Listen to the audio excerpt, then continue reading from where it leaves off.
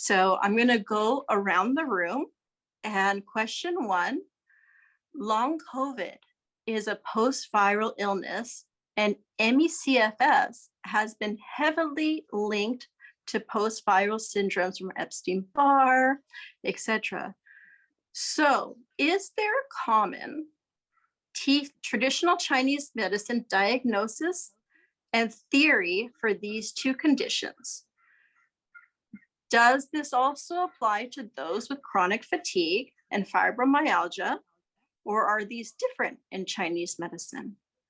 What are the commonalities and distinctions in these different syndromes? So we're talking about long COVID, ME/CFS, chronic, and does that apply to chronic fatigue and fibromyalgia? And I'll start with Dr. Misha Cohen. Hi there. I'm so glad to be here. Thank you. So the way I think about this is basically many of CFS and fibromyalgia and the when it's related to post-viral syndromes, often, of course, as you mentioned, CMV or EBV, HDLV, and sometimes actually with hepatitis C as well. And I see many, many people with hepatitis C with post-viral illness and fibromyalgia. And it's often actually connected. So what we would say in Chinese medicine, I'm going to use some Chinese medical terms here, is we would see that universally there's something called toxic heat. Now I would look at someone's tongue and feel their pulse and ask questions to determine whether or not toxic heat is an underlying situation.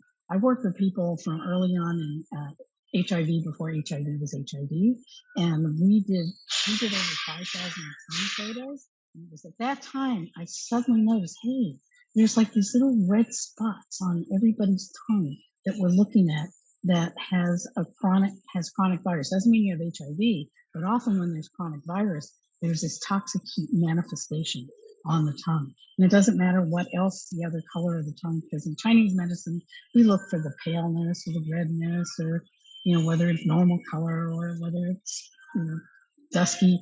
But this was a commonality.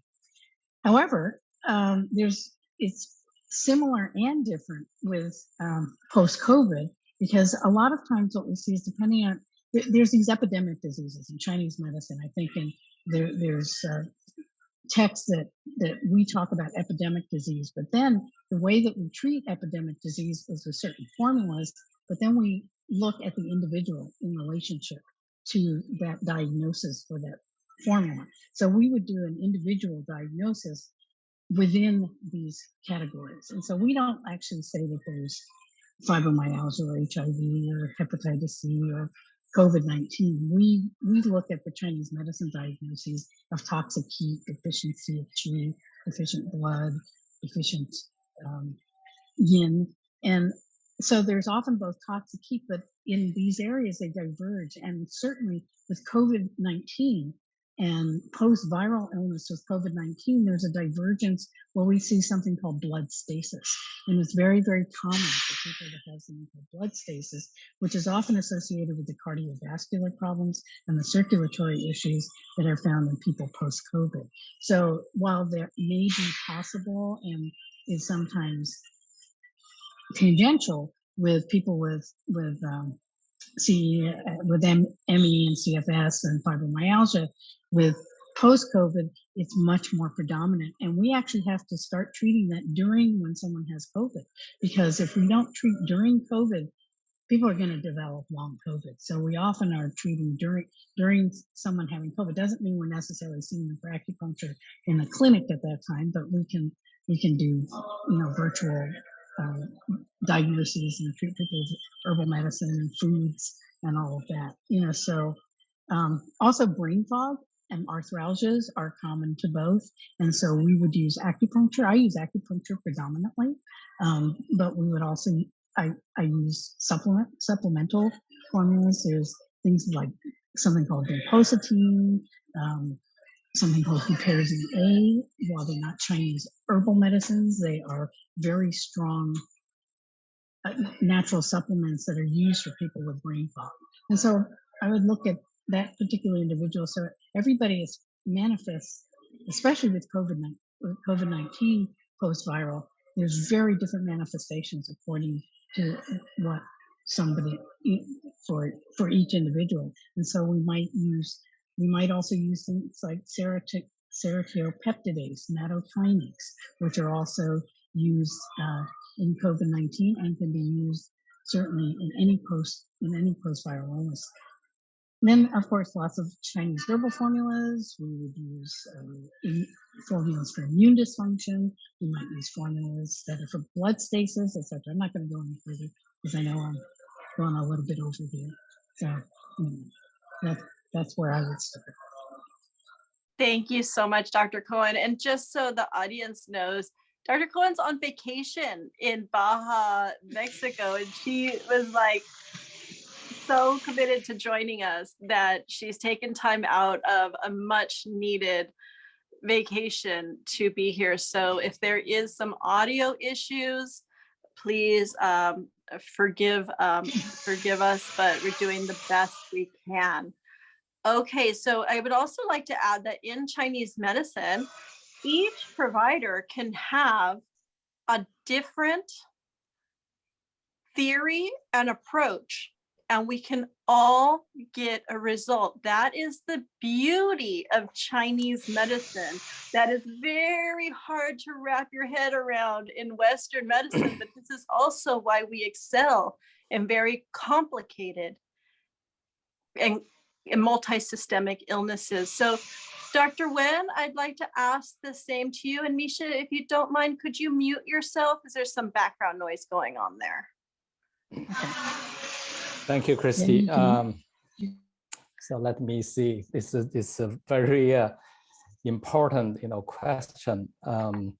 So when it comes to diagnosis, I always like to see, the integrative medicine is the best model. So we use traditional Chinese medicine, like pattern differentiation approach, add lab works and imaging tests to interpret. So I always use the analogy is like, okay, conventional medicine, just like you look at the person from the front, everything should be measurable. Yeah, you know exactly how big between the eyes, the distance between the nose and eyes, very precise. So traditional Chinese medicine is like you look at the person from the back. You cannot see clearly how they look, but you can still tell, are they okay? The functions, they walk a little bit funny. The left shoulder is a little bit lower than the right shoulder. You can still see from the functional perspective, they're okay or not.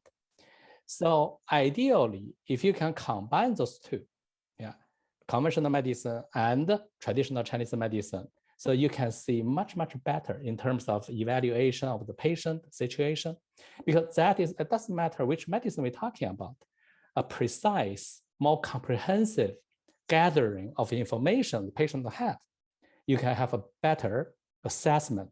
So better assessment means better treatment, not always, but that in general, that is the trend.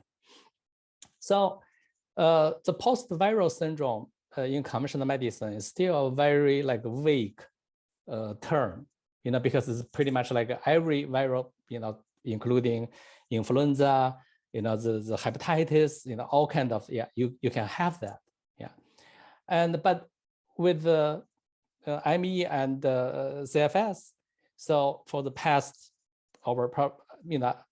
it's for the past 20, 30 some years of study. So there's a few, viruses that is being identified. They have, for example, Epstein-Barr, chronic infection, you have that. But with the COVID, I think it's still too early to tell. Because my personal experience with the COVID is always surprises. You don't, all the symptoms is you don't know, they actually relate to COVID. And for example, the common brain fog, we talk about, those are common. I have quite a few patients and just have recurrent styes from left to the right, and for a few months, just won't get, they never get the styes, but after the COVID, that's what they have. And a lot of patient rash, have patient with what I call that raccoon rash, just around the eye, Yeah, there's nothing else, no other places. So those are all related to COVID. So it's still too early to tell, how much of an impact, talking about the spectrum of the post-COVID complication. We still don't know that much. But brain fog is a big thing that I'm sure you all, that you all see a lot of patients like that. Yeah. And so the way we look at, from Chinese medicine perspective, so if there's anything that could affect a lot of organs, you have talking about the brain, talking about cognitive impairment, you're talking about the skin, you're talking about the heart. A lot of people have issues with palpitation, arrhythmia, and with the lung, cough, and also with the GI tract. Yeah, there is a condition called dysbiosis. Yeah, people just diarrhea, constipation, IBS-like, and you have so many different things. So in Chinese medicine, what is the best way to cover all of it? There's actually one from Shanghan Lun, the Christi mentioned earlier. So from Shanghan Lun, and which part of Shanghan Lun, which stage that can cover most of it? Shaoyang stage. So that is from the integrative medicine perspective, the Shaoyang stage actually covers what we call triple burner, right? Sanjiao. That include two things. One is the lymph system. The other is the interstitial system. So the interstitial system in conventional medicine is just recently discovered. This is one of the biggest organ in the system. So it sounds very familiar. That's the triple burner we're talking about in Chinese medicine. So, everybody loves ideas like, oh, we get the toxins out, but most times you cannot. Especially when it comes to viral infection, we know like shingles, right? Yeah, the same virus, chickenpox, you have when you're 6 or 7 years old, but then when you turn 60, 70, you have shingles. So for the 60-some years, those viruses that stay in the system, they cannot be removed, they cannot be eliminated. So where do they stay? Yeah, more likely to be nerve ending, right? And the interstitial region, and also could be lymph system. So if there's one way, one better way, we try to, from TCM perspective, we try to make it simple or simpler. Yeah, we focus on Shanghan Lun, we focus on Shaoyang Bing. Yeah, so that will be a much better way to deal with this.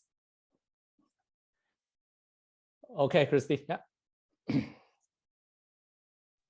Thank you so much. So for the patients here, what we would definitely want to look for is someone who can answer these questions off the top of their head with total expertise.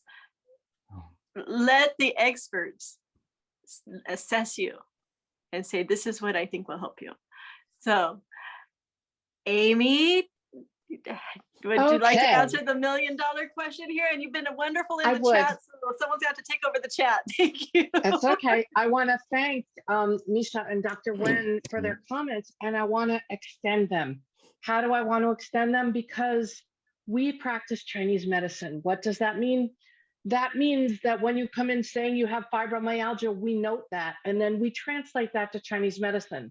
So when someone has fibromyalgia, they have wetness, they have heat. Which organ systems are more deficient than others? Is this person presenting with more spleen qi deficiency, more kidney qi deficiency? Is there yang deficiency in either of these organs? So we take all of those diagnoses, whether it's fibromyalgia, CME, long COVID, post-viral hepatitis, and translate them to Chinese medicine. And then we think, what are the symptom sign patterns? How do they show up in your body, in your unique constitution?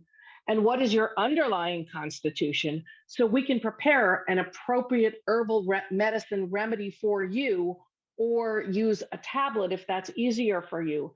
But what is the closest given your history, given your presentation in this moment? Because it's all about the right remedy at the right time in the right context. right? And as Dr. Wen said, oh, this is often a Xiaoyang disease.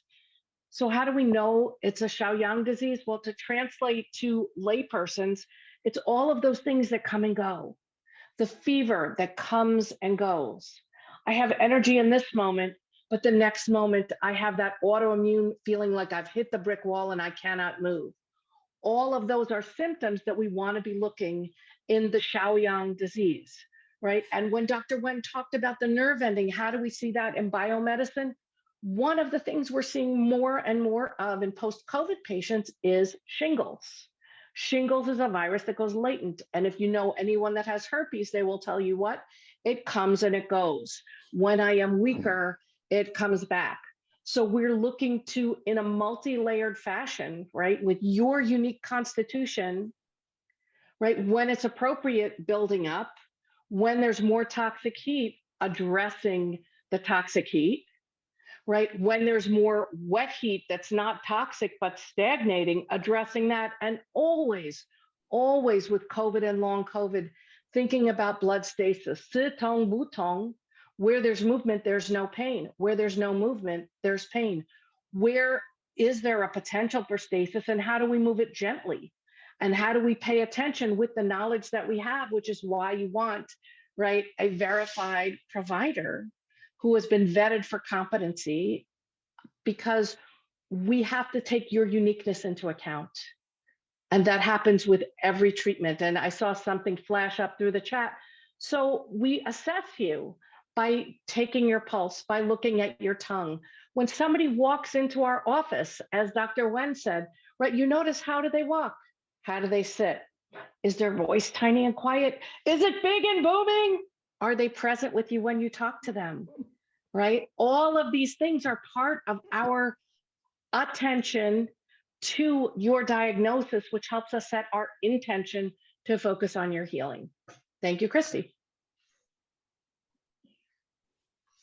Wonderful, thank you. And I would also like to add that something happens over time. And this is what we see with those who've had ME/CFS for 30, 40 years. This is what we're beginning to see with those with long COVID, is your body has been trying to clear this virus with this pathogen for so long that it creates a subset of syndromes and symptoms, which leads to extreme fatigue. Your body's exhausted.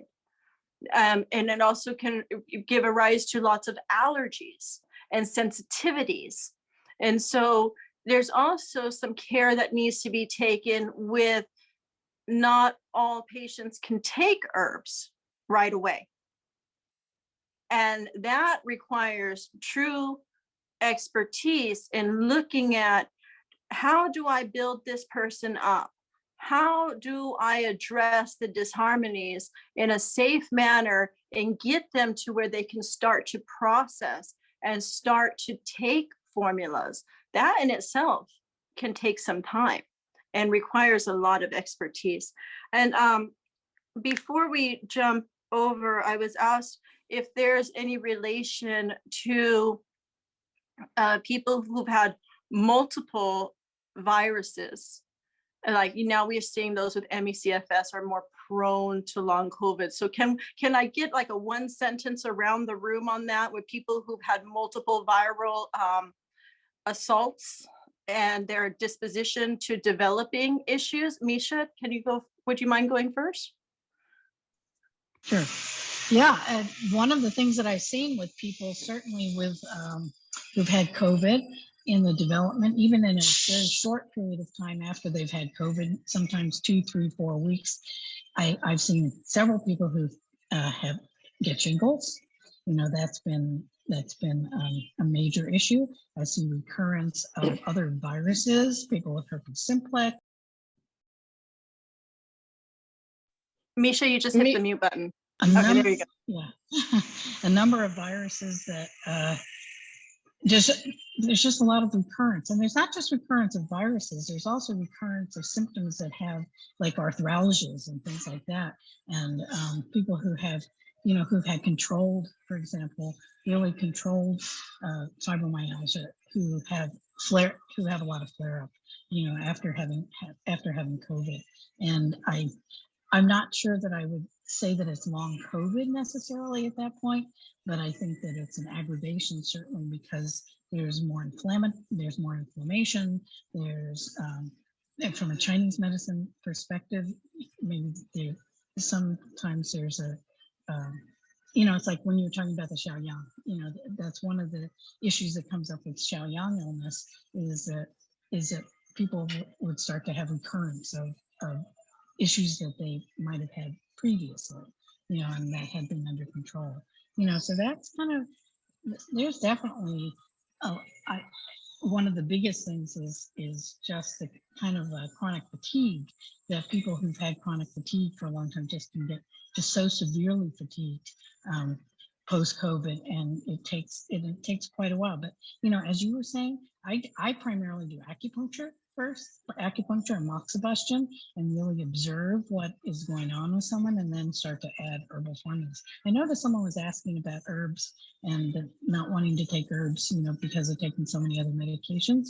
So that's one of the things that I think is important, is to ask your practitioner, do they actually know how to do drug herb interactions? I'm an integrative medicine person. That's what I do. I work with Western physicians all the time, and am able to use, there's a database that we use, which is a natural comprehensive database, which is actually up to date. I don't use books for looking at interactions. I look at the current information for interactions, and I think that it's really important that you have a practitioner who actually can do that, because there's so much complexity, and that's really a problem, because many practitioners don't have that in their wheelhouse. So it's something important to know. Absolutely. And guess where I learned that? From your class. And I sit there and I'm enrolled in all of them, and I do all that. I mean, I have to go through stacks of paperwork before I even see a patient. And I thank you so much for that. You're so welcome. Dr. Wen, do you have a comment about people with multiple viruses in their disposition? From my quite of my patients, with chronic viral infection, one lady who has had Epstein-Barr, chronic infection for 30 years, came into, for treatment, and she's one of those typical cases, like once, she can tell, once a month, like for a whole week, she got very fatigued, that she has to take off for that whole week. And so that type came in, we treat that with a different herbal combination. And so she, to the point, she's like, okay, from 1 week to just maybe a couple hours, she feel a little bit off, but she doesn't need to take off any time from work. So she had COVID, and so we treated with the herbal medicine, and so that she wasn't any worse compared to other COVID patient, and so she didn't have long COVID. So we keep working on the chronic fatigue syndrome, that for the Epstein-Barr, treatment. And recently she had the second time around, she had COVID again. So we treated COVID again, and she recovered quickly. And so just from one, her particular case, I haven't seen anything. It's like, okay, when you have 2 infections, that will be worse. Definitely, in theory, that's a possibility. You may get worse, but in reality, I haven't seen that. I have seen other, patient with the chronic, herpes and other infection, and that got COVID. It seems like not necessarily worse. So that's my experience, with that. Thank you. And Amy, you want to answer that one? We're going off So track. I want to go back to the right remedy at the right time in the right context. Andy Ellis, who's the owner of Spring Winds and a member of the American Herbal Product Association, and has written a number of our Sentinel texts, right, the foundations of acupuncture and Chinese medicine, through an institute in Shanghai. And the thing is that things change. So we need to be able to address what changes. Now, if you have a provider that can work with herbal medicine, and that's something that you want, we can help you find someone who can do that.